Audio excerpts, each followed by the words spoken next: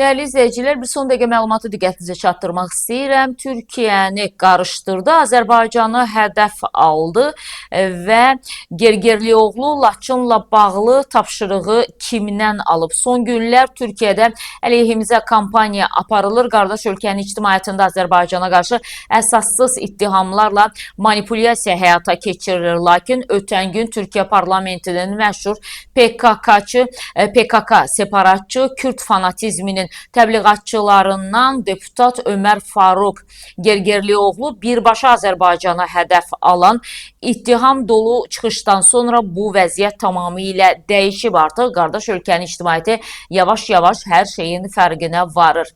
Gergerlioğlu Bakının Ankaraya müraciət eləyərək onun toxunulmazlığının qaldırılmasını istədiyini iddia eləyib. Bəs Gergerlioğlu kimdir? Çox maraqlıdır ki, elə Türkiyədəki türklərin ən çox kinli olduğu, sevmədiyi, dəstəkləmədiyi, türk olmasından utandığını bildirdiyi bu şəxs deputat mandatının əlindən alınması, ümumiyyətlə vətəndaşlıqdan çıxarılmasını istəyən minlərlə, hətta milyonlarla türk var. Hazırda da ölkəmizi hədəf alan çıxışına dair paylaşımına gələn rəylərdə də yazılır ki, Azərbaycan düz deyir, biz Türkiyə vətəndaşı kimi dəstəkləyirik. Təəccüblü deyil ki, Gergerlioğlu məhz ölkədə Kürt separatizmini dəstəkləyən, türklərin ayrı seçkilik etdiyi fikrini müdafiə eləyən DEM partiyasının üzvü və parlamentdə təmsilçidir.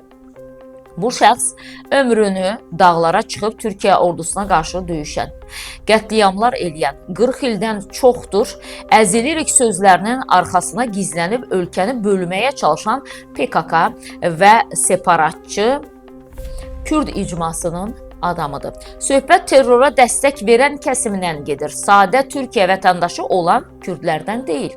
Efirlərə çıxıb Türkiyədə Kürd probleminin olduğunu deyib, çözüm sürəci fikrini ən çox müdafiə edənlərdən biri də məhz elə Gergerlioğludur. Halbuki bu partiyanın fəaliyyətini yaxından izləyən son 40 ildə baş verən proseslərdən nisbətən məlumatlı olan İstənilən şəxs məqsədin başqa olduğunu yaxşı anlayır. İsrarla qəbul etdirməyə çalışdığı çözüm sürəci təklifi ilk həyata keçirdiyi zaman buna sadəcə Türkiyədə sadə vətəndaşlar və hökumət riayət etmiş, separatçılar isə əksinə öz təklifləri olmasına baxmayaraq xəndəklər qazmış, uşaqdan böyüyə bir çox insanı silahlandıraraq terror əməlləri həyata keçirmişdilər. Gergerlioğlu Türk ifadəsini belə sevmir. Sadəcə işinə gələndə vurğu edir, Türkiyəli deyir. Amma Kürdlərin mən Kürdəm deməsi üçün mübarizə apardığını bildirir.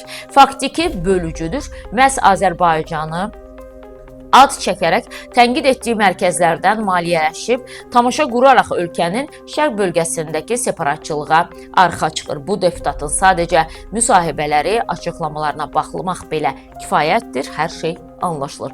Qarabağ müharibəsi zamanı fəaliyyəti və ermənilərlə əlaqəsindən də danışacağıq. Deputatın Ömər Faruk Gergerlioğlu Türkiyədə sadəcə separatçı Kürdləri deyil, 100 illik cumhuriyyət ideyalarına, Mustafa Kemal Atatürk'ün qurduğu sistemə, ölkənin konstitusiyasına qarşı çıxan istənilən qeyri-türk millətin bölücü icmasını dəstəkləyir. Bura Türkiyədə yaşayan ermənilər də daxildir. Onlar bu ölkədəki erməni diasporu ilə əlaqəyə keçdiyi Azərbaycana qarşı çağırışları dəstəklədiyinin dəfələrlə şahidi olmuşuq. Qarabağ işğaldan azad edildikdən sonra belə susmamış Azərbaycanı Laçın dəhlizini bağlayaraq erməniləri acılıq və çarəsizliyə məcbur buraxmaqda ittiham etmişdir. Gergerlioğlu hətta Türkiyədə yaşayan ermənilərin media quruluşları ilə əlaqəyə keçib, özü kimi bölücü fikirdə olan türk əsilli vətəndaşlarla Bakını hədəf alacaq bəyanatlar yayıb. Sözü gedən mətndə açıq şəkildə erməni lobbisinin iddialarını müdafiə edir və əsas götürür, Azərbaycanı aqressor kimi təqdim edir. Xülasə, öz ölkəsində belə şəxsi və fəaliyyətinə münasibət birmənalı olmayan, müdafiə etdiyi kütlə tərəfindən belə sevilmədiyi, ciddiyə alınmadığı, davamlı olaraq vurğulanan birinin deputat statusu daşıması əlbəttə ki, təəssüf doğurur. Belə bir şəxsin Azərbaycanı hədəf seçməsi isə heç də təəccüblü deyil. Çünki Gergerlioğlu məsum olduğu soyu, qanı, müəyyən maraqlarına qurban verməyə həvəsi müasir dövrün yetişdirdiyi nəsillərə ibrət olacaq bir deməli fiqurdur.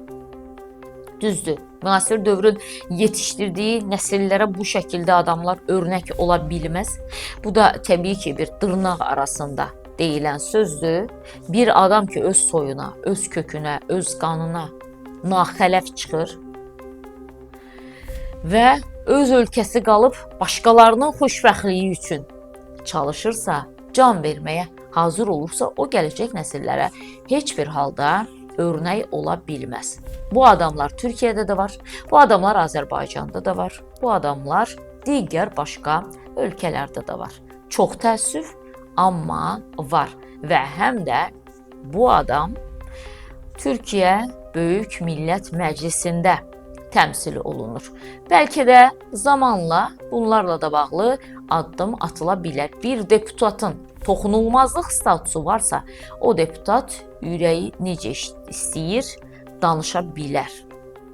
Belə bir icazəsi yoxdur. Toxunulmazlıq statusu sən ağına boğazına baxmadan kimlərsə haqqında nələrsə deyə bilərsən, hansısa bir hərəkət eləyə bilərsən anlamına gəlmir.